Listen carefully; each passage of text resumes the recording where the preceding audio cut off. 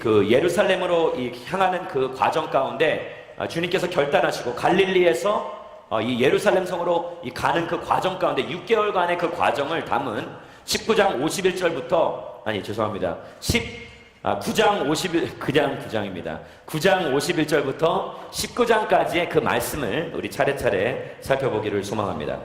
급진적 제자의 삶이란 어떤 것인가? Radical disciple. 도대체 그러한 그 급진적 제자란 어떤 의미를 가지고 있는 것인가? 우리 이 땅에서 하늘나라의 백성으로서 만이 아니라 제자로서 사는 이 삶이 어떤 것인가를 우리 한 주 한 주 매 주마다 같이 찾아보게 되기를, 발견케 되기를 소망합니다. 여러분들, 예루살렘은 이 주님께서 십자가에 달려 돌아가신, 그리고 물론 무엇보다도 이 땅 가운데 이 예수님을 보내신 하나님 아버지의 뜻을 이루게 되는, 완수하게 되는, 구속의 사역이 완전케 되는 그러한 의미 있는 상징적인 곳이죠. 그러한 장소입니다. 예수님께서 그곳에 올라가기로 결심하셨다라는 것을 우리는 51절 말씀을 통해 볼 수 있습니다. 우리 51절 말씀 우리 같이 한번 한 목소리로 읽도록 하겠습니다. 같이 읽겠습니다. 시작. 예수께서 승천하실 때가 가까이 오자 가실 것을 굳게 결심하셨습니다. 자신에게 닥쳐올 험난한 십자가의 길을 자발적으로, 의지적으로 모든 것을 포용하고 수용하겠다, 순종적으로 내가 따르겠다라고 선포하는 것입니다. 사람은 누구나 자신이 나서야 할 때와 물러서야 할 때를 알아야 합니다. 그 아는 것이 너무나도 중요한 것이죠. 이 땅 가운데 살아가면서도 마찬가지, 사람과 사람과의 관계 가운데서도 이 비즈니스를 할 때도, 공부를 할 때도 물러서야 할 때와 저돌적으로 덤벼야 할 때가 있다라는 것입니다. 예수님은 무엇보다도 그러한 때를 잘 분별하고 계셨습니다. 모든 상황을 잘 인식하고 잘 바라보고 계셨던 것이죠. 그래서 그의 바쁘고 분주하신 그런 공생애의 삶 가운데서도 그는 그 때를 잊지 않고 초점을 잃지 않은 채 그날만 바라보면서, 그 예루살렘 성에 입성하여서 그 십자가를 질 날만, 그 사건만 바라보고 생각하시면서 앞만 보며 나가셨던 것이 바로 예수 그리스도였다는 것을 말씀은 이야기합니다. 여러분이 아프리카 정글에서 보면 그런 얘기를 하죠. 사람들이 사자와 사슴이 경주하게 되면 대부분의 경우 이긴다라는 말들을 합니다. 왜냐하면 사자는 먹기 위하여서 자기 자신의 어떤 필요를 위해서 달리지만, 먹이를 위해 뛰는 것이지만 사슴은 자신의 생명을 위해 뛰는 것이기 때문이죠. 목적이 인생의 필요보다 더 중요한 법입니다. 믿으면 아멘 하시기 바랍니다. 인생의 어떠한 필요, 금전적인, 재정적인 필요, 나의 살면서 필요한 것들을 채우는 것 중요합니다. 그러나 그러한 필요들보다 내 삶 가운데서 가장 먼저 추구하고 가장 먼저 나의 삶 속에서 우선순위가 되어야 할 것은 바로 사명이라는 것입니다. 내가 왜 이 땅에 살아가는지, 무엇을 위해 살아가는지, 그리고 나의 존재의 이유가 무엇인지를 알고 그것을 쫓고 그것을 추구하며 사는 인생이 나의 삶 가운데서 육체적인 필요를 채우고 나의 삶 가운데서 주어지는 그런 필요한 것들을 채워가는 것보다 훨씬 더 중요하다라는 것을 말씀은 이야기하고 있는 것입니다. 그러나 우리가 알아야 할 것은 인생의 목적, 삶의 이유, 이 비전, 사명, 이러한 것들을 정하는 것은, 그러한 살아가면서의 방향은 내가 정하는 것이 아니라 하나님의 뜻에 따라서 나의 재능이 거기에 더해졌을 때에 그것이 나의 비전이 되고 사명이 된다는 것을 우리는 반드시 알아야 합니다. 다시 한번 말씀드려요. 사명은 나의 뜻이 아닙니다. 내가 추구하고 바라는 것이 사명이 되어서는 안 된다는 거예요. 많은 경우 그 사명은 나의 필요를 채우는 것이기 때문입니다. 그러나 진짜 사명은 이 땅 가운데 그리스도인들이 이야기하고 있는, 성경이 이야기하고 있는 삶의 이유와 목적은 하나님의 뜻, 하나님의 거룩한 계획을 그가 나에게 부어주신 재능과 은사와 그리고 나의 소유를 동원하여서 그의 거룩한 계획에 내가 동참하여 그 뜻을 이루어가는 것을 우리는 사명이라고 이야기하는 것입니다. 여러분, 그래서 사명에 붙들림 받은 사람은 결코 시간을 헛되이 낭비하지 않습니다. 우리 같이 한번 따라해보겠습니다. 사명에 붙들림 받은 사람은 시간을 헛되이 낭비하지 않습니다. 헛되이 낭비할 수가 없는 거예요. 1분 1초가 너무나도 귀한 것입니다. 나에게 주어진 시간이, 나에게 허락된 이 땅에서의 시간이 너무나도 중요한 것이에요. 우리는 때때로 우리에게 주어진 시간이 나를 위해 존재하는 시간, 나의 시간, 나의 소유, 그렇게 생각할 때가 많이 있습니다. 그러나 이 시간조차도 하나님의 거룩한 계획을 이루라고 하나님께서 나의 삶 가운데 허락하여 주신 줄 믿으시기 바랍니다. 시간의 청지기로서의 사명을 감당케 되기를 주의 이름으로 축원합니다. 살아가면서 그러한 마음가짐으로 살아갈 때 우리는 시간을 헛되이 낭비하지 않을 수가 있다라는 거예요. 무엇보다도 사명에 붙들림 받은 사람은 머뭇거리거나 주저하지 않습니다. 따라해보겠습니다. 사명에 붙들림 받은 사람은 머뭇거리거나 주저하지 않습니다. 그들은 무엇을 해야 할지, 어떤 길을 택해야 할지, 예수 그리스도의 인생 가운데서는 어디로 나아가야 할지 너무나도 정확하고 명백하게 알고 계셨던 것이에요. 그는 그의 선택에 있어서, 그의 결심에 의해서 흔들림이 없었던 것입니다. 그러나 우리는 끊임없이 재고, 끊임없이 계산합니다. 우리 머리 가운데서는 이 자판기를 두드리면서 나에게 삶에 얼마나 이익함이 있는 것인가, 나에게 어떤 떡고물이라도 떨어질 것인가, 나의 삶 가운데 어떤 편안함이 주어질 것인가, 그러한 것에 너무나도 현혹되어서 그런 끊임없는 계산함 가운데서 가장 중요한 헌신해야 될 때를, 그 시기를, 그 기회를 놓칠 때가 많다라는 것입니다. 그러나 사명감에 붙들림 받은 사람, 하늘의 사명에 붙들림 받은 사람은 주저하지 아니하고 그 자리에서 즉각 일어나 반응하며 순종하며 나아가게 되어 있다라는 것이에요. 예수님께서 나를 따르라라고 베드로에게 말씀하셨을 때에 그는 주저하지 아니하고 물과 물이래요. 죄송합니다. 배와 그물을 버려두고 예수 그리스도를 쫓았습니다. 여러분들 굉장히 수동적이세요. 예, 실수하더라도 반응도 없고, 예, 괜찮습니다. 깨어있게 되기를 주의 이름으로 축원합니다. 배를 버려두고 그물을 버려둔 채 자기의 소유를 뒤로 한 채 즉각적으로 예수 그리스도의 발자취를 쫓는, 뒤를 쫓는 그러한 순종의 결단의 모습을 보여주었던 것입니다. 그것이 바로 사명에 붙들린 바 된 것이죠. 내가 너를 사람을 낚는 어부가 되게 하리라 라고 말씀하신 그 주님의 말씀 따라 그가 반응을 하는 것입니다. 세 번째, 사명에 붙들림 바 된 사람은 어떤 장애물이 있어도 그 순간에, 그 한순간의 사명을 위해서 당당하게 나아간다라는 것입니다. 장애물이 있어도, 고난과 역경이 있어도, 어떠한 어려움이 우리 앞에 도사리고 있을지라 하더라도 그 사명을 위하여서, 그 한순간을 위하여서, 그 십자가를 지기 위하여서 예수 그리스도 하나님의 거룩하신 그 뜻, 구속사적인 그 계획을 모든 것을 완성시키기 위하여서 담대하게 나아갈 수 있다라는 거예요. 할렐루야. 하나님의 사람은 담대해야 할 겁니다. 하나님의 사람은 용기를 내야 하고 주저하지 말고 앞만 보며 달려가야 한다는 것입니다.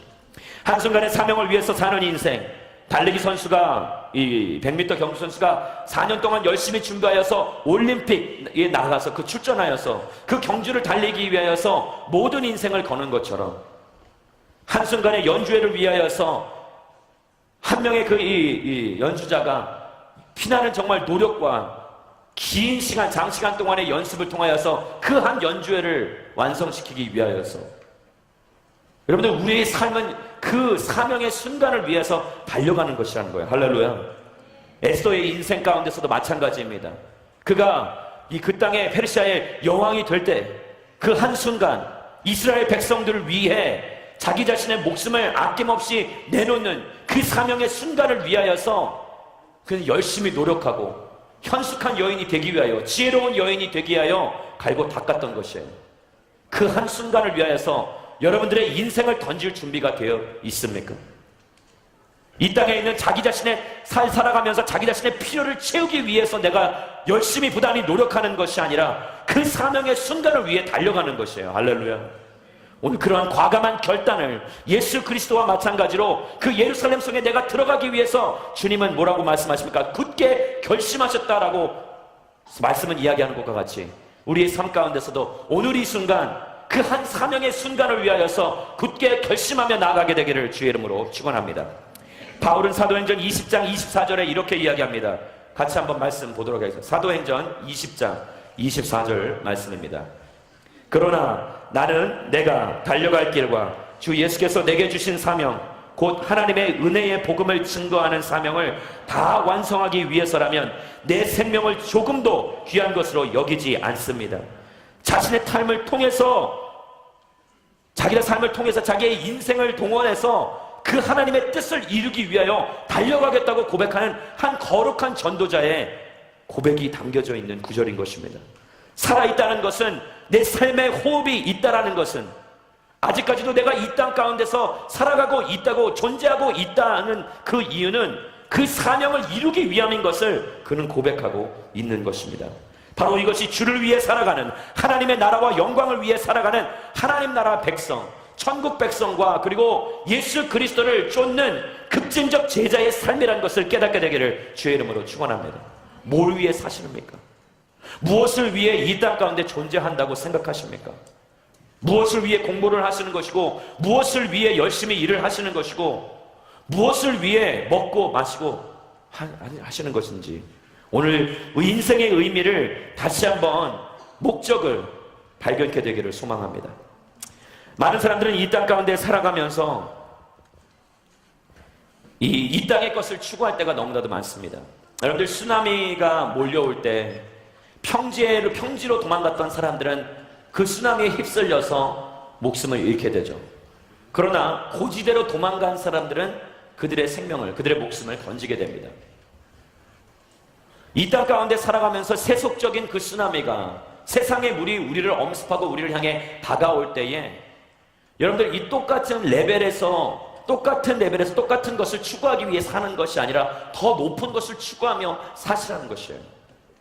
이 땅의 것을 추구하며 살 때에 똑같은 레벨, 똑같은 차원의 것으로서 연연하며 거기에 얽매인 인생을 살 때는 세속적인 이 물이, 이 쓰나미가 우리를 덮칠 수밖에 없고 우리는 거기에 휩쓸릴 수밖에 없다라는 것입니다. 그러나 고지대를 향해 나아갈 때, 더 다른 차원의 것을 향해 나아갈 때, 보이지 않는 그 영원한 세계를 추구하며 하늘을 꿈꾸며 하나님의 꿈을 이루기 위하여서 이 땅 가운데 살아갈 때 우리는 세속적인 물결에 휩싸이지 않을 수가 있다라는 거예요. 할렐루야. 사랑하는 여러분, 고차원적인 것을, 하늘의 꿈을 여러분들의 꿈으로 변화시키게 되기를 주의 이름으로 축원합니다. 이 땅의 꿈을 꾸시지 마시란 말이에요. 이 땅의 것을 추구하는 것이 아니라 하늘나라의 것, 하나님의 그 꿈을 추구하는 인생 되기를 주의 이름으로 축원합니다. 하나님의 꿈을 꾸셔야 한다라는 거예요. 예수님께서는 그러한 상황 가운데서, 그러한 결단 후에, 그렇게 마음을 굳게 먹으신 후에 제자들을 보내십니다. 52절 말씀에 보시면 그들은 가서 예수를 모실 준비를 하려고 사마리아의 한 마을에 들어갔다라고 이야기합니다. 여러분들, 예루살렘 성으로 가는 과정 가운데, 갈릴리에서 예루살렘 성으로 가는 과정 가운데 길은 여러 가지가 있습니다. 사마리아를 통해서 가는 것은 지름길입니다. 그러나 많은 사람들이 그 길을 택하지 않습니다. 왜냐? 사마리아인들과 그 당시 유대인들과의 좋지 않은 관계, 불편한 관계 때문이죠. 그래서 많은 사람들이 그 예루살렘 성으로 향해 가는 그런 많은 절기들 가운데, 그 예루살렘 성전으로 가야 하는 그런 과정 가운데 이 사마리아 땅을 밟는 것을 그다지 원치 않는 것이에요. 때로는 그러한 순례자들, 그 예루살렘 성전으로 향해 가는, 그러한 성전을 찾아가는 그러한 순례자들을 향해서 돌을 던지고 그들에게 그들의 온갖 멸시와 수모를 더해가며, 그리고 그들을 정말 위협하는 것이 사마리아인들이었기 때문입니다. 그렇기 때문에 사람들은 그 사마리아 지방을 지나가는 것을 그다지 탐탁하게 여기지 않았던 것이죠. 그래서 많은 율법학자들과 그리고 이 바리새인들, 그런 사두개인들은 길을 지나다닐 때, 갈릴리에서 예루살렘으로 지나가게 될 때는 항상 사마리아 지방을 멀리 우회하면서 다른 길을 돌아갔던 것이죠. 그러나 예수님께서는 그러한 사마리아 지방으로 직접 들어가십니다. 단지 빨리 가려고 한 것이 아니라 그 길을 통하여서 예수님께서 의도하신 그 목적이 있다라는 것이죠. 53절의 말씀을 보시면은 예수님께서 의도하시던 그러한, 그가 계획하시던 것들이 이루어지는 것을 말씀을 통해 보게 됩니다. 우리 같이 한번 53절 말씀 같이 한번 읽겠습니다. 시작. 그러나 그곳 사람들은 예수를 반기지 않았습니다. 예수께서 예루살렘으로 가시는 길이었기 때문입니다. 그곳 사람들은 예수를 반기지 않았다. 그것 왜냐? 예루살렘으로 가시는 길이었다라고 이야기합니다. 아까 말씀드렸듯이 그 남유다 사람들과 북이스라엘이 남과 북으로 나뉘어져 있을 때 북이스라엘이 아스르라는 제국에 점령을 당하게 되고, 그 아수르라는 제국이 이 북이스라엘 사람들을 점령하고 강제로 그들이 이 누구와 결혼을 그 다른 민족들과 결혼을 하게 만들어 버립니다. 그래서 나온 민족이 바로 사마리아인들이죠. 그래서 남유다 사람들은 순수혈통이 아닌 그 사마리아인들을 상당히 무시하고 적대시하였습니다. 그래서 이들 간의 그 골은 상당히 깊은 것이죠. 하루아침에 만들어진 것이 아니라 아주 오래된 그런 원한 관계에 놓여 있다라고 해도 과언이 아닌 것이죠. 그런 가운데서 서로가 서로를 그렇게 못 잡아먹어서 안달난 그러한 상황 가운데서 그곳을 들어가는 것은 상당히 위험할 수도 있는 것이에요. 그럼에도 불구하고 예수님께서 그곳에 가 어김없이 그도 배척을 당하십니다. 그도 외면을 당하시는 거예요.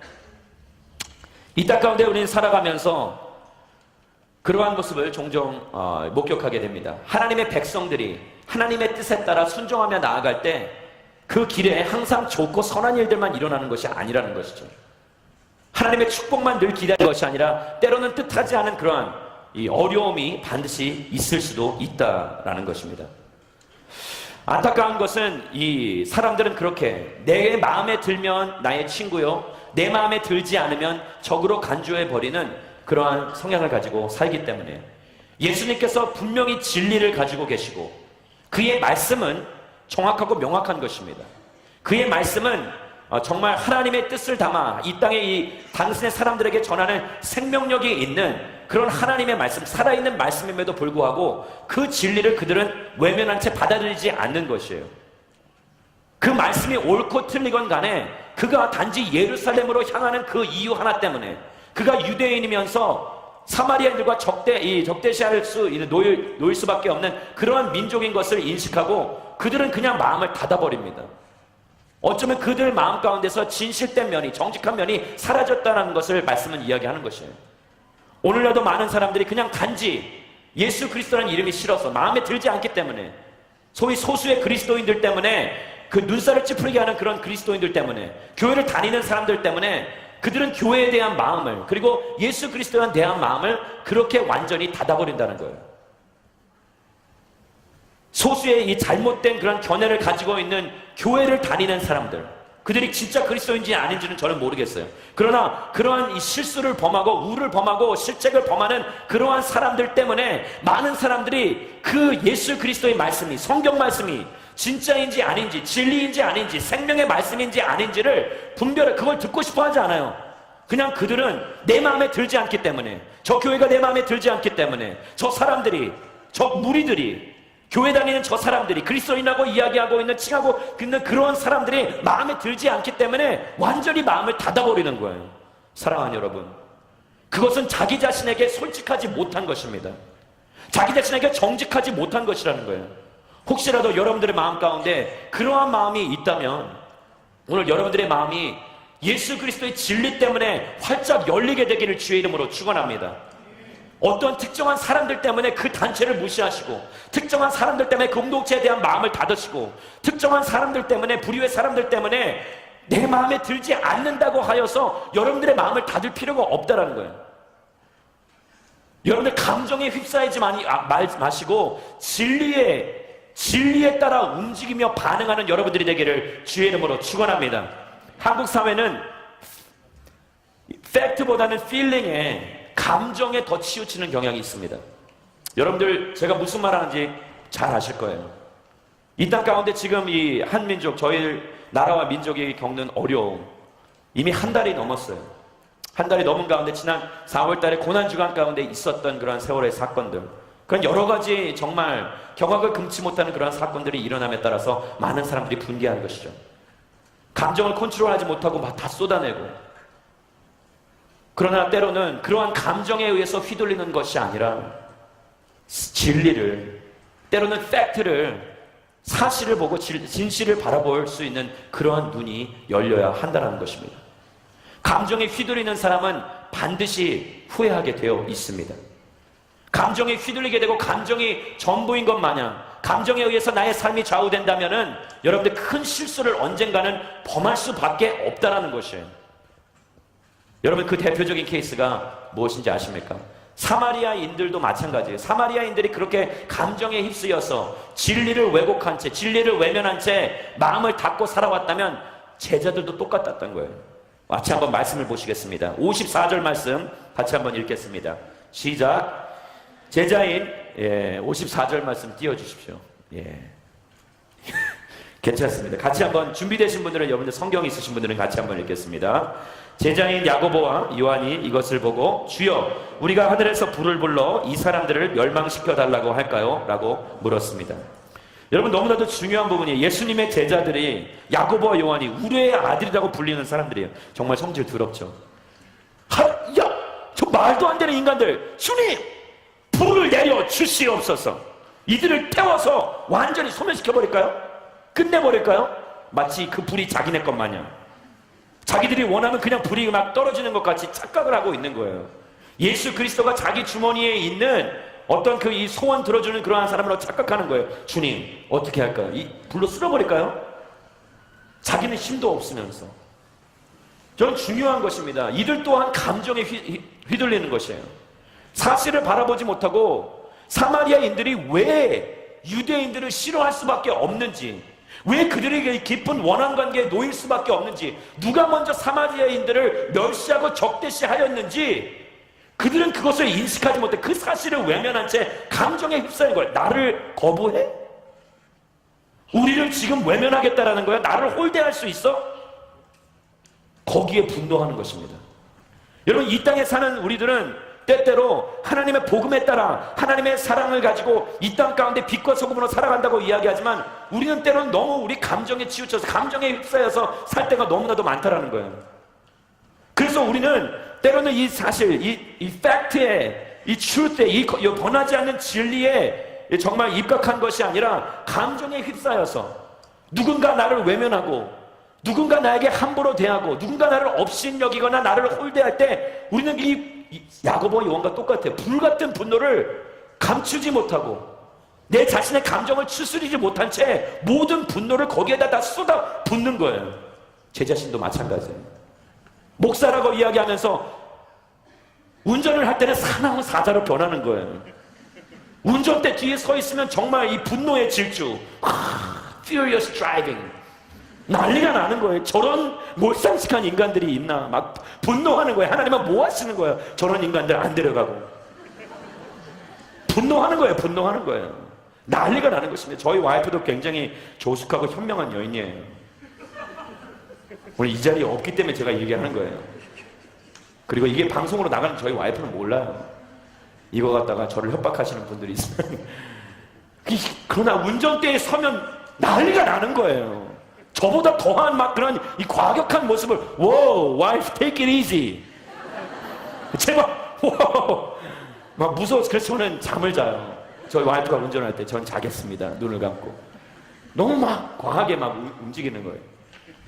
여러분, 감정에 휩싸인다는 것은 이러한 삶을 이야기하는 것이에요. 물론 저희 와이프가 하나님의 사랑을 모른다는 것은 아닙니다. 그러나 때로는 우리의 삶 가운데서 그러한 실수를 종종 범할 때가 많다는 것입니다.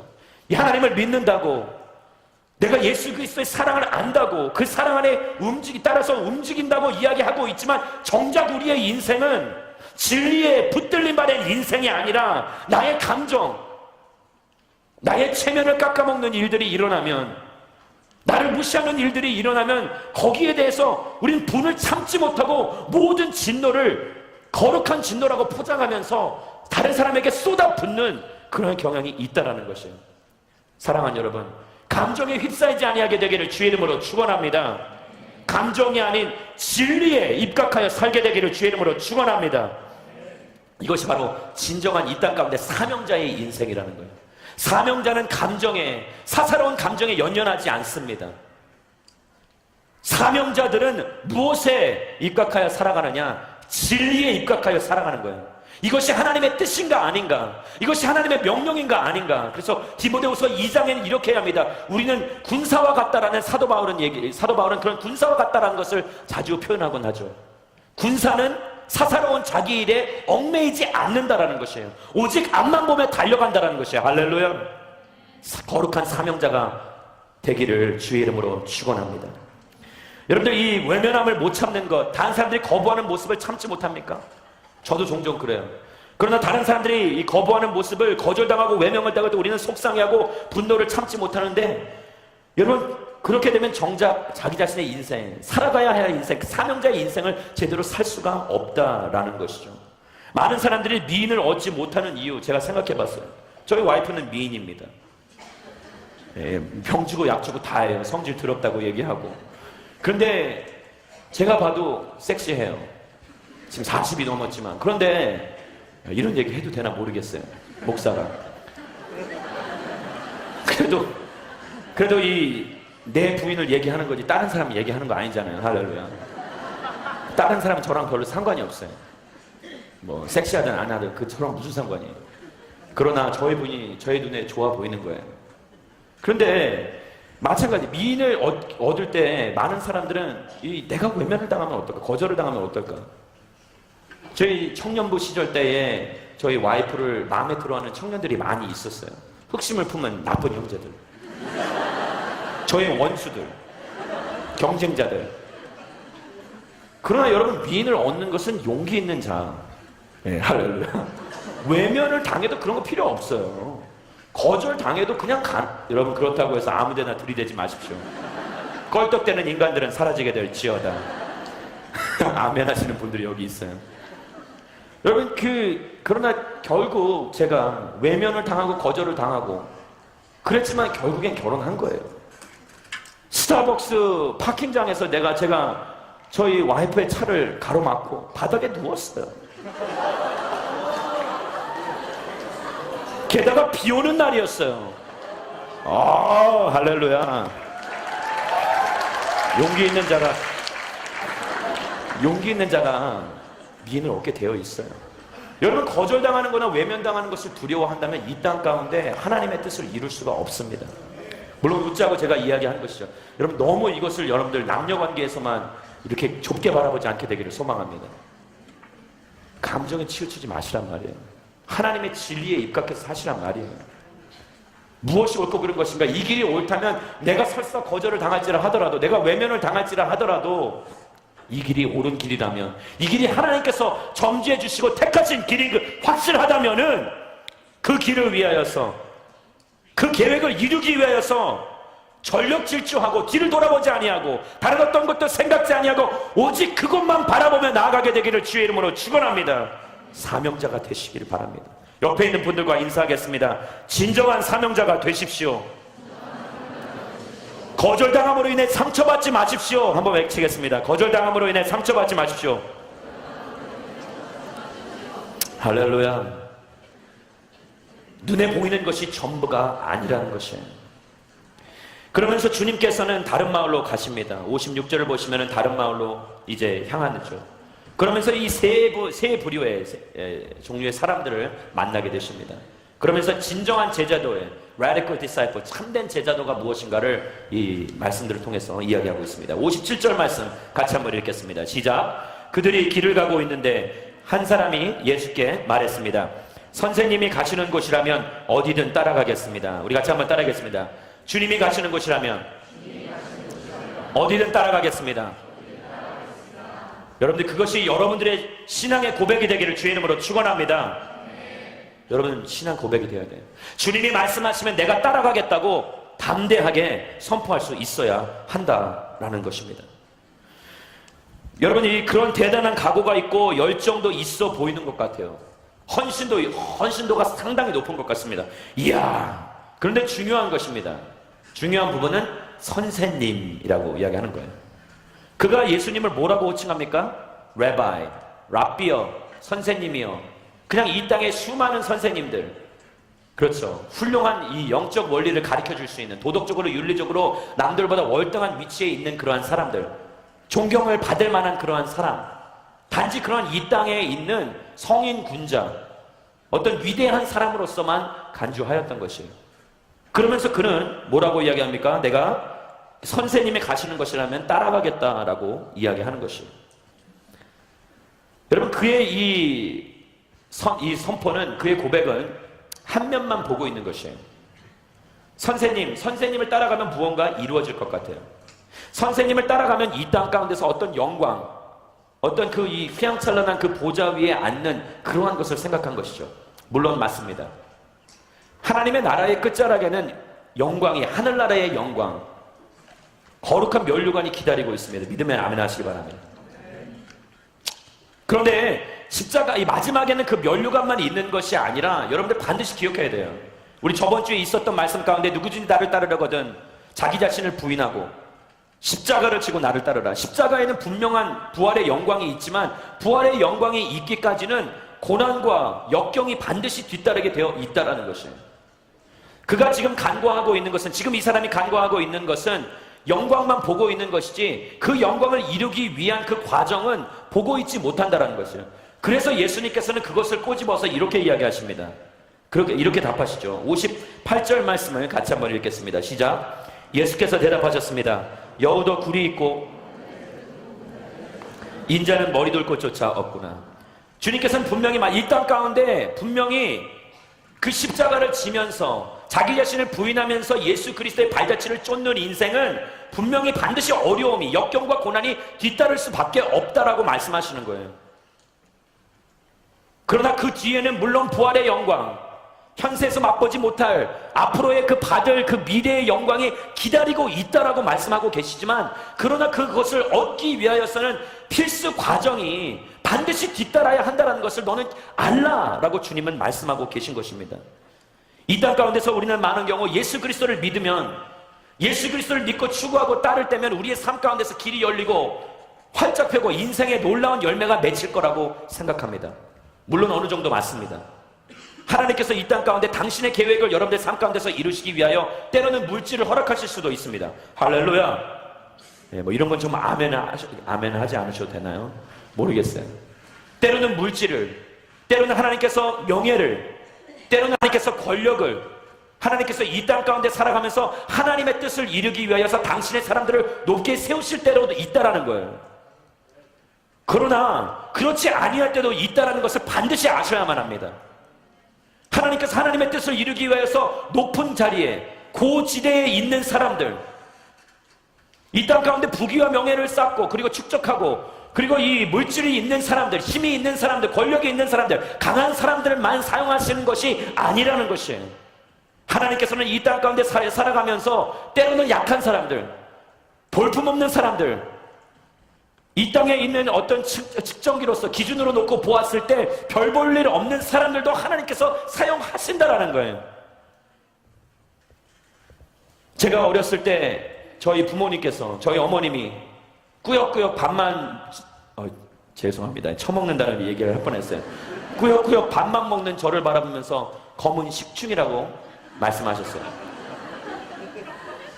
여러분, 가족에게 그런 이야기를 듣는다는 건 상당한 이 고통과 역경이 뒤따르는 거예요.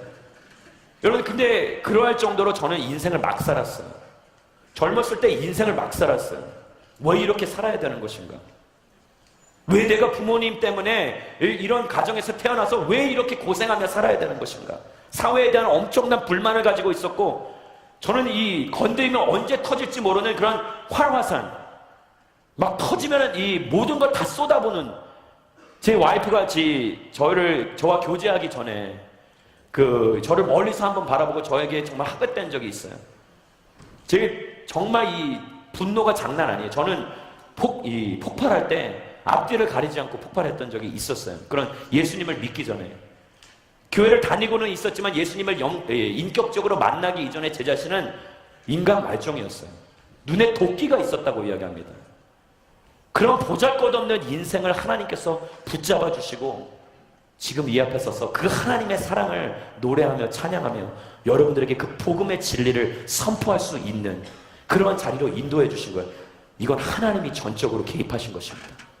사람이 할 수 있는 게 아니라 하나님이 역사하신 것입니다. 제가 왜 이런 말씀을 드리느냐, 사랑하는 여러분, 이 땅 가운데 그러한 사람들도 어려운 가운데 그러나 놓이게 하신다라는 거예요. 어려운 때 가운데 놓이게 하신다는 거예요. 다 높은 사람들, 높은 자리에 있는 사람들만 쓰시는 것이 아니라 이 땅 가운데 보잘것없는 사람조차도 하나님께서 들어서 사용하시는 거예요. 누구를 위하여서? 하나님의 나라와 영광을 위하여서. 사람을 위해서가 아니라, 어떤 특정한 이 부류의 사람을 위해서가 아니라, 단체를 위해서가 아니라 하나님의 영광을 위해서 그가 사용하신다라는 것입니다. 사랑하는 여러분, 하나님을 따른다면 거기에는 반드시 뒤따르는 그 대가를 치러야 한다는 것이에요. 여러분들 베드로전서 4장 13절과 14절 이 두 구절을 같이 한번 읽겠습니다. 시작. 오히려 여러분이 그리스도의 고난에 참여하게 된 것을 기뻐하십시오. 이는 그분의 영광이 나타날 때 여러분이 크게 기뻐하고 즐거워하게 하려는 것입니다. 여러분이 그리스도의 이름으로 인해 모욕을 당하면 여러분은 복 있는 사람들입니다. 이는 영광의 영, 곧 하나님의 영이 여러분 위에 계시기 때문입니다. 그리스도의 이름으로 모욕을 당하면 여러분은 복 있는 사람들입니다. 믿으면 아멘 하시기 바랍니다. 그리스도 때문에 고난을 당하고 이 땅 가운데 어려움을 당하고 있다면 그리스도의 원리 원칙, 복음의 원리 원칙, 그 진리에 입각하여서 살아가면서 살 때 내 삶 가운데서 불이익이 생기고 부당한 일들, 억울한 일들이 생길 때 하나님은 그것을 통해서 여러분들 복 있는 사람이라고, 기뻐하라고, 되려 즐거워하라고 말씀하고 계신 것이에요. 고난이 반드시 우리의 삶 가운데 있어야만이 그 고난의 통로를 통하여서 그 부활의 영광을, 그 부활의 면류관을 기쁨으로 맞이할 수 있는 것입니다. 할렐루야. 그분의 영광이 나타날 때 우리는 크게 기뻐하고 즐거워할 수 있다는 것 여러분들 기억하시고, 이 땅 가운데서의 고난이 여러분들의 삶에 닥칠지라 하더라도 두려워하거나 떨거나 좌절하거나 포기하지 마십시오. 사명자는 이런 것에 연연하지 않고 오직 그 면류관만 바라보고 그 영광의 자리를 바라보고 과정 가운데 어떤 일들이 있을지라도 주님만 바라보며 그것에 몰두하여 몰입하여 나아가는 거룩한 인생, 그것이 사명자의 인생이라는 것입니다. 또 다른 이가 주님에게 이렇게 말합니다. 예수님께서 다른 사람을 만나서 59절 말씀을 우리 같이 한번 보겠습니다. 예수께서 다른 사람에게 말씀하셨습니다. 나를 따라라. 그러자 그 사람이 대답했습니다. 주여, 제가 먼저 가서 아버지의 장례를 치르게 해주십시오. 여러분들, 나를 따르라라고 말씀하시는데 어떤 이 추가적인 설명을 하지 않으십니다. 야, 내가 이렇게 해줄 테니까 나를 따라라. 세상 사람들은 다른 사람들을 설득하는 데 있어서, 다른 사람들에게 부탁하고 요청을 하는 데 있어서 내가 믿을 만한 사람이다, 신뢰받을 만한 사람이다, 너가 믿고 따라와도 될 만한 사람이다 라는 그런 신빙성이 있다는 것을 증명하고자 합니다. 그러나 예수님께서는 그런 것을 증명할 필요가 없으신 거예요. 신적인 권위가 있으신 분입니다. 그는 나를 따라라 라고 단도직입적으로 질문하십니다. 어쩌면 그 질문이 오늘 우리에게, 우리 각자 개개인에게 던지시는 영적인 하나님의 거룩한 음성인 줄 모릅니다. 하나님께서 여러분들에게 그리고 저에게 질문하면 나를 따를 수 있겠느냐. 그런데 그는 이야기합니다. 그 사람은 따를 수 있죠. 그러나 먼저 가서, 여기 먼저라는 단어가 상당히 중요합니다. 헬라어로는 이 프로톤이라는 이 단어인데 계속해서 이 단어를 사용하는, 우선순위가 어디에 있는 것인가를 이야기해 주는 것이죠. 이 사람 말의 진위는 이것입니다. 예, 제가 당신을 따르겠습니다. 그러나 내 삶 가운데서 내가 먼저 우선순위로 해야 할 것이 있다라고 이야기하고 있는 것이에요. 여기서 그는 이야기할 때 제가 먼저 가서 아버지의 장례를 치르게 해주십시오. 예수님께서 그것을 외면하는 것 같이 보이죠. 아, 예수님은 정말 부모님이 안 계신 걸까? 예수님은 정말 불효자이신 걸까? 절대 아니에요. 예수님은 십자가에 달려 돌아가시면서도 어머니를 생각하셨어요. 그래서 자기의 사랑하는 제자 요한에게 어머니를 부탁하셨죠. 마리아를 부탁하셨어요. 그러면서 이 어머니는 이제 너의 어머니다 라고 그 어머니를 위탁하면서 마지막까지 그 사명을 다하시는 순간까지 자기의 육의 어머니를 잊지 않으셨던 효자 중에 효자였어요. 할렐루야. 아무도 동의하지 않으시는 것 같아요. 그런데 예수님은 효자셨어요. 그런데 예수님께서 정말 그런 자기 어머니만 귀하게 여기고 다른 사람들의 어머니를 귀중하게 여기지 않는 그런 건 아니에요. 여기서 이 말뜻을 잘 이 말의 진위를 잘 살펴보셔야 됩니다. 여러분들, 그 당시에 이 사람이 예수님과 만나서 이런 대화를 나누고 있다는 것은 이 두 가지 경우죠. 이미 장례를 치루었다라는 것을 의미하죠. 왜냐하면 그 당시 유대인들의 전통과 관습 가운데서는 일주일 동안 장례를 지내기 때문입니다. 그리고 일주일 동안 장례를 지내는 동안에 다른 사람들과 이렇게 말을 섞고 다른 사람들과 이렇게 대화를 나누지 않습니다. 정말 고통함과 그리고 이 비통해하는 그런 마음, 정말 안타깝고 애처로운 그 마음을 다 쏟아서 정말 우는 가운데 그 일주일 장을 치르게 되어 있어요. 7일장을. 그런데 이 사람이 예수님과 대화를 나누고 있다라는 것은 벌써 이미 그 7일장을 치르고 난 뒤에를 이야기하거나, 아니면 아직까지 장을 치르진 않았지만 내일 모레 어쩌면 언제 죽을지도 모르는 그 노부모를 두고 이야기하는지도 모릅니다. 자, 이 부분에서 잘 들으십시오. 제가 볼 때는 전자가 더 해당된다고 생각합니다. 이미 이 헬라어는 예수님과 그 대화를 나누니까 이미 치를 장례를 치른 그런 입장이라고 이야기할 수 있어요. 자, 그런 상황 가운데서 그럼 도대체 그가 이야기하는 것은 무엇이냐? 그 당시 유대인들의 관습 가운데 하나는 무엇이냐? 치를 장례로 치르고 나서 1년 동안 그 뼈가 그 살들이 다 이제 썩어 없어질 때까지, 그래서 그 뼈를 1년 동안 지나고 난 다음에 추스린 다음에 그런 그 동굴 옆에 있는 한 구멍을 파서 거기에다가 그 박스를 집어넣어서 거기다가 이제 그 뼈를 담아두는 그러한 관습이 있었어요. 그런 전통과 관례가 있었던 것입니다. 그렇기 때문에 지금 그가 이야기하고 있는 것은 바로 이 뒷부분에 대해서 이야기하고 있는 거예요. 이미 치러진 장례는 이미 치러졌어요. 거기에 대해서 예수님께서 왈가왈부하시는 것이 아닙니다.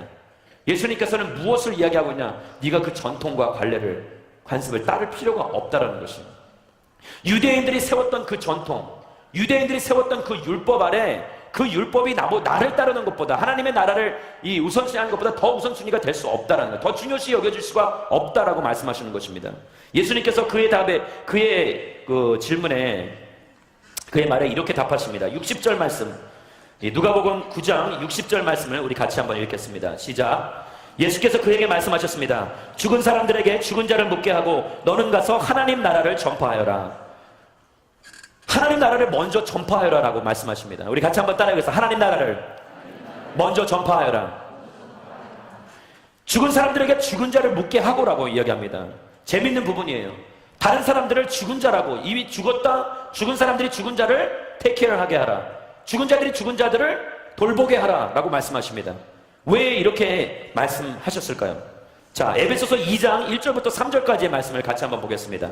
에베소서 2장 1절부터 3절까지 말씀 같이 읽겠습니다. 시작. 여러분 또한 여러분의 허물과 죄로 죽은 사람들이었습니다.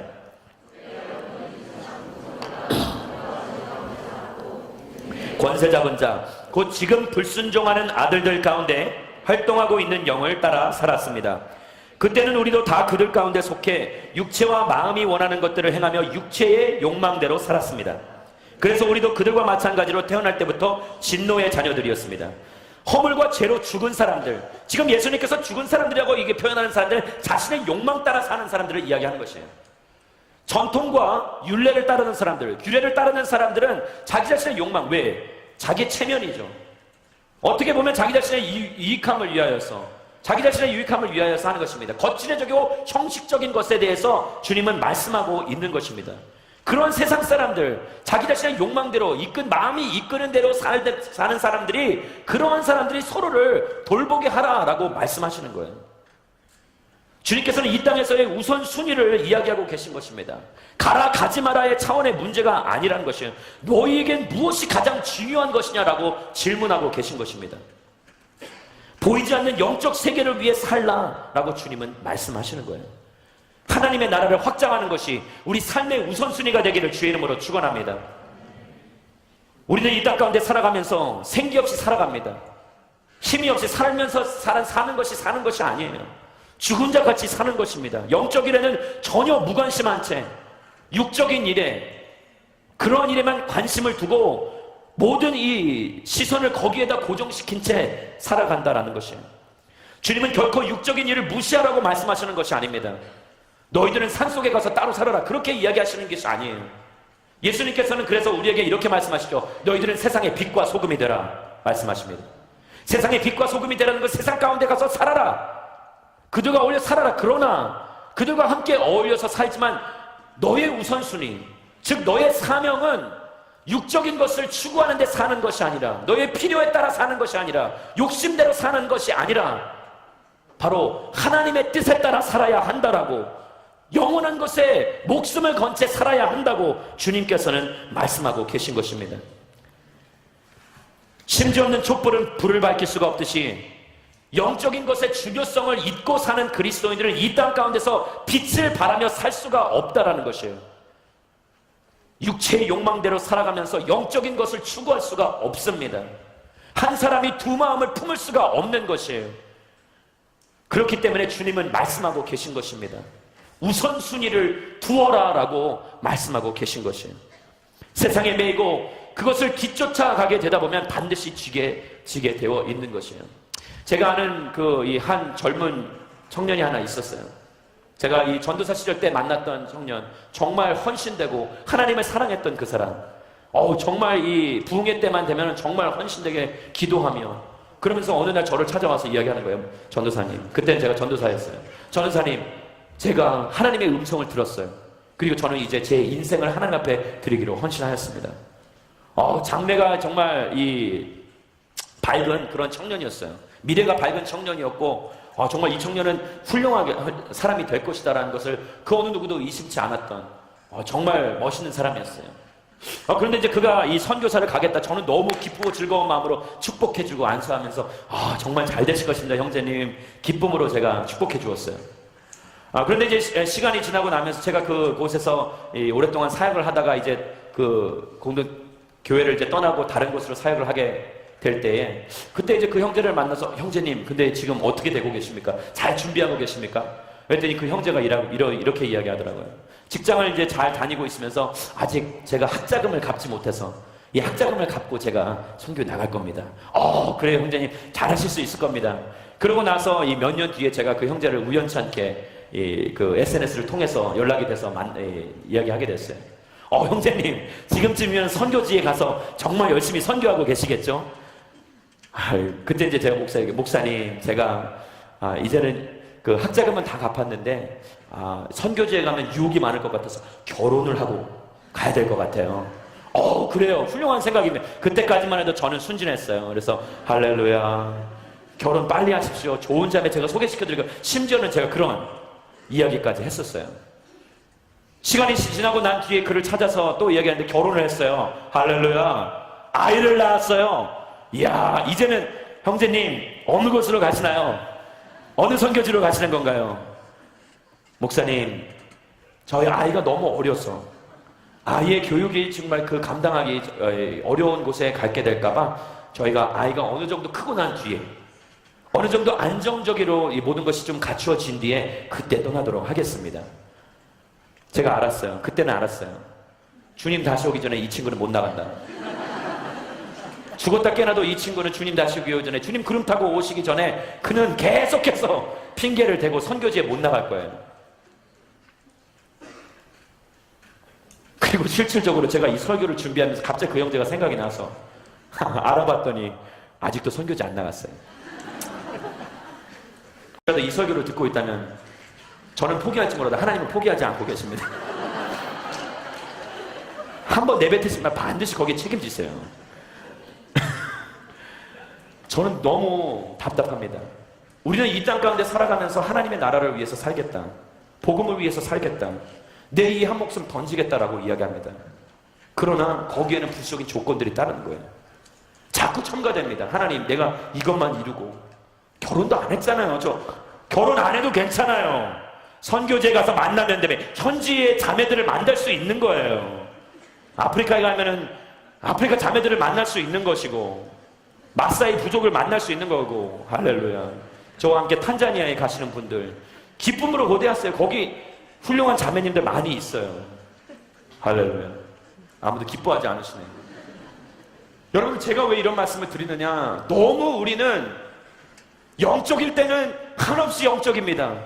마치 베드로와 같이 주는 살아계신 하나님의 아들이요 그리스도이십니다라고 고백하는 것과 같이 그 상황과 그 순간 가운데서는 감동이 있어서 성령의 감동에 취해서 그런 고백을 하고 나지만, 그런 상황이 끝나고 난 뒤, 종료되고 난 뒤에는 내가 언제 그러느냐는 듯이 세속의 이 흐름에 휩싸여서, 율법에 휩싸여서, 전통에 휩싸여서, 세상의 가치관에 휩싸여서 자기 자신의 고백을 망각한 채, 잊어버린 채 세상을 추구하면서 살아가게 되어 있다는 거예요. 사랑하는 여러분, 진정한 사명자는 무엇이 내 삶 가운데 우선순위인 것인가, 가장 중요한 것인 것을 알고 그것을 붙잡고 나아가는 인생이라는 것이에요. 보이는 것이 다가 아닙니다. 여러분들 보이는 것이 다라고 생각하신다면 여러분들 빙산의 일각만 보고 그것이 전부인 것 마냥 착각하고 있는 것과 똑같은 것이에요. 물 위에 떠 있는 그 빙산은 전체의 조그마한 일부분이라는 것이에요. 그러나 전체는 그 진짜 실체는, 드러나지 않은 실체를 물 밑에 우리가 보지 못하는 그러한 부분들이 있다는 것을 여러분들 꼭 기억하게 되기를 주의 이름으로 축원합니다. 눈에 보이는 현실이 다가 아니라 눈에 보이지 않는 영적인 세계가 존재한다는 것이에요. 그 영원한 곳에 목숨 거는 인생이 되기를 주의 이름으로 축원합니다. 그러면서 주님은 마지막으로 이렇게 그를 따는 에게 질문합니다. 또 다른 사람에게 이야기하죠. 61절 말씀 우리 같이 한번 읽겠습니다. 시작. 또 다른 사람이 말했습니다. 주여, 저는 주를 따르겠습니다. 하지만 제가 먼저 가서 가족들에게 작별 인사를 하게 해 주십시오. 예수께서 이 62절 말씀 읽겠습니다. 계속해서 읽겠습니다. 시작. 예수께서 그에게 대답하셨습니다. 누구든지 쟁기를 잡고 뒤를 돌아보는 사람은 하나님 나라에 적합하지 못하다. 여러분, 누구든지 쟁기를 잡고 뒤를 돌아본 사람은, 농사를 짓는 데 있어서 이 쟁기를 매는 것이, 이 고랑을 파는 것이 너무나도 중요합니다. 제대로 앞길을 바라보지 못하고 가는 사람들은 들쑥날쑥 울퉁불퉁하게 이 길을 낼 수밖에 없다라는 것이에요. 농사를 짓는데 적합하지 않은 길을 내는 것이죠. 그러나 농사를 짓는 것이, 그것이 여러분들의 우리의 사명이라면은, 열매를 맺는 것이 우리의 사명이라면은, 이 땅 가운데 하나님의 뜻에 따라 농사를 짓는 것이 사명이라면은, 쟁기를 지는 데 있어서 다른 데다 시선을 두지 말아야 한다는 것이에요. 이 땅 가운데 살아가면서 우리는 흔들리지 않는 하나님 나라를 바라보아야 한다는 것입니다. 믿으면 아멘 하시기 바랍니다. 두 마음을 품지 마시고 온전히 주를 바라보아야 한다는 것이에요. 우리 가운데는 망설임이 너무나도 많습니다. 인생의 도화지를 하나님께 완전히 내어드리지 못한 채, 인생의 그 하얀 백지를 하나님 앞에 완전히 내어드리지 못한 채 내가 그린 그림을 하나님께서 채워주기를 바라는 것이에요. 내가 그림을 다 그려놓고 내가 실선으로 다 채워놓고 그 백지를, 그 인생의 백지를 하나님 앞에 내어드리며 하나님 이거 채워주실 수 있나요? 라고 물어보는 것과 똑같은 것이에요. 그러나 하나님께서 원하시는 것은 내가 그린 그림 위에 그가 채우시는 것을 원하시는 것이 아니라 그 반대죠. 하나님께서 우리 가운데 원하시는 것은 그가 그린 그림을 내가 하나님이 주신 재능으로 채워가기를, 그 빈칸을 채워가기를 소원하시는 것입니다. 이것이 바로 사명자의 삶입니다. 하나님께서 그린 그림, 그가 그리신 그 블루프린트를 우리에게 제시하시면서 아무개야, 너는 이 블루프린트, 내가 그린 이 설계도에 맞추어서 너의 인생을 완성시켜 갈 수 있겠니? 라고 질문하시는 거예요. 인생의 백지를 하나님 앞에 내어드리십시오. 하얀 캔버스를 내가 그린 그림 위에 그가 채우시기를 소망하시는 것이 아니라 하얀 백지를, 하얀 캔버스를, 하얀 도화지를 하나님 앞에 내어드리는 인생 되기를 주의 이름으로 축원합니다. 그분의 계획 가운데 내가 들어가는 것이에요. 나의 계획 가운데 그가 들어오시는 것이 아니라 내가 그분의 계획 가운데 들어가 그와 함께 더불어 그를 의지한 채 그만 바라보며 그를 그만 의존하며 나아가는 인생을 사는 것이 중요한 것이라는 것입니다. 여러분들 잘 들으십시오. 이 땅 가운데 살아가면서 우리는 내가 그린 그림, 내가 꾼 꿈을 비전이라고 착각한 채 살아갈 때가 너무나도 많아요. 여러분, 그것이 하나님에게부터 온 것인지 아닌지 끊임없이 번뇌하며 끊임없이 고민하며 말씀 가운데 계속해서 찾아보셔야 합니다. 그러나 여러분 잘 들으십시오. 내 계획은 하나님께서 도와주지 않으세요. 그러나 하나님의 계획은 내가 채워간다고 이야기하지만 정작 내가 채워가는 것이 아니라 하나님께서 나를 통해 채워가실 것입니다. 이게 바로 하나님의 은혜인 것입니다. 하나님께서는 하나님이 그리시고 자 이제 네가 나머지 채워라, 방관하거나 외면하지 않으십니다. 내버려두지 않으세요. 하나님은 채우실 수 있는 능력을 더하시는 분이십니다. 그래서 다음 주에 있을 말씀인데 제가 살짝 맛보기로 누가복음 10장에 보시면은 70인의 제자를 보냈어요. 그러면서 보내시면서 하나님의 그 권능, 하늘의 그 권능에 대해서 약속하고 말씀하십니다. 하나님께서 이 땅 가운데 당신의 백성들에게 하나님 나라를 확장하라고 그런 사명을 주셨어요. 믿으십니까? 그렇다면 성령의 권능을 주실 거예요. 오직 성령이 임하시면 너희가 권능을 받고 예루살렘과 온 유대와 사마리아와 땅끝까지 이르러 내 증인이 되리라. 주님 말씀하셨어요. 여러분, 이 땅에 있는 지성사명 하나님께서 감당하실 수 있는 힘과 능력을 주실 것입니다. 그가 채워주실 거예요. 그게 그 사명을 이루기 위하여 물질이 필요하시다면 하나님께서 부어 주실 거예요. 지혜가 필요하시다면 부어 주실 거예요. 너희들 중에 누구든지 지혜가 부족하고 후히 주시고 꾸짖지 않는 하나님께 구하라. 그리하면 그가 주시리라. 나에게 육체적인 능력이 부족하다고요? 하나님께 구하십시오. 그가 주실 거예요. 두려워하지 마십시오. 하나님의 계획은 그가 이루시는 거예요. 사명자의 삶을 내가 감당하는 것이 아니라 나를 통해 그가 감당하실 것입니다. 오늘 이 시간에 우리 같이 이 말씀을 붙잡고 기도하며 나가기 전에 우리 같이 찬양하며 나가기를 소망합니다. 우리 나의